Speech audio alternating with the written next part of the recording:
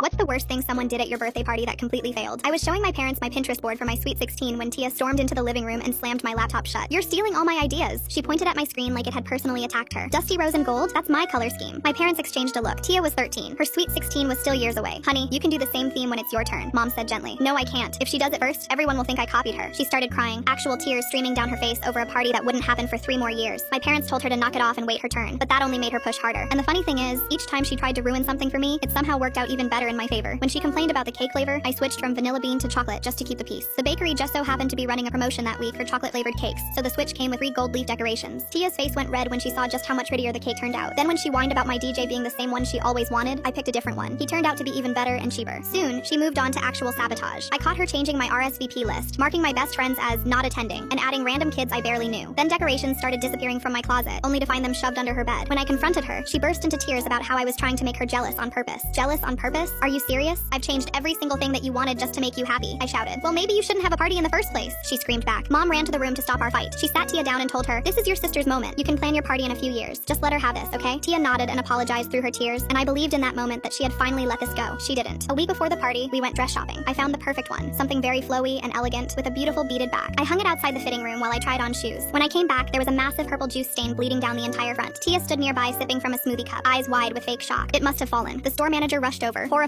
and apologizing like it was their fault. She disappeared into the back and returned with an even more stunning dress in my exact size, same price, from a shipment that had just arrived that morning. Once again, Tia's sabotage somehow made things better for me. When we got home, I told my parents about what had happened, and they instantly knew Tia was the culprit. They warned her that if she pulled anything at the actual party, there would be serious consequences. She said she understood. She lied. The party turned out more beautiful than I ever imagined. I sat with my friends while my parents kept an eye on my sister, making sure nothing would go wrong, and for most of the night, it was perfect. Then my dad announced it was time for the slideshow. My parents had spent weeks putting together this montage of me growing up, set to my favorite song, but when the screen lit up, the photos weren't the ones they'd selected. They were the worst candid shots from my entire childhood. Me mid-sneeze at age 7, food stuck in my braces, that one Halloween where I ended up going as SpongeBob. There were even videos of me rollerblading for the first time and falling flat on my face. Every single embarrassing moment was there for everyone to see. The crowd's laughs got louder and louder as the slideshow went on. Tia saw how everyone was enjoying the slideshow, probably even more than the original, and became furious. She got up from her seat and stood in front of the projector screen, holding her hands out to block the rest of the slideshow from playing. "No, no, no, why are you laughing? Make fun of her. Call her ugly," she screamed. "Tia, stop it," Mom shouted. "Get off the stage," one of my friends yelled. That's when she did something unforgivable. She marched toward the gift table, and before anyone could react, she grabbed a wrapped box and raised it over her head and slammed it down onto the floor. Fortunately, the one gift she had grabbed had a stuffed animal inside. My dad caught her arm before she could pick up another one. "That's enough," my dad said through his teeth. They walked her straight out the door while the entire room watched in silence. After the party, my parents sat Tia down and told her there would be no Sweet 16 for her. None. If she wanted one, she'd have to get a job and pay for every single thing herself. Actions have consequences, and it's time you learned that, Mom said coldly. Tia cried for weeks. She begged, she bargained, she threw tantrums, but my parents didn't budge, so she went out to find a sugar daddy. But that was a whole other legal messy story.